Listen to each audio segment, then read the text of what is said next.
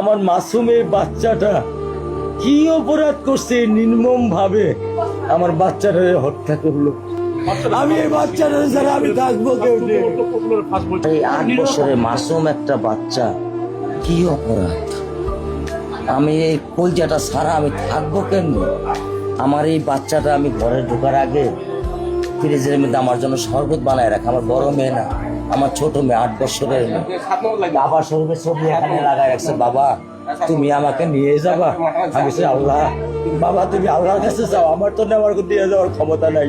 আমার মেয়ে আল্লাহর কাছে চলে গেছে, আমার মেয়ে আল্লাহর কাছে চলে গেছে। কি আমার ক্ষতি, কি আমার অন্যায়, কি আমার দোষ, আমি একটু জানতে চাই আপনাদের কাছে।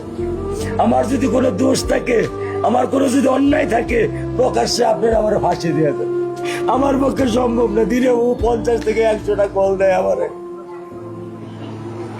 বাবা তুমি কখন আসবা, বাবা তুমি কখন আসবা, বাবা তুমি কখন আসবা। 8টা বছর আমি আমার বুকের এই ঘরে ঘুম পাড়াইছি। আমি আজকে আমি কার সাথে ঘুম আসবো? আমি কি দিয়ে মনে সান্ত্বনা দিব? আমার অপরাধ কি?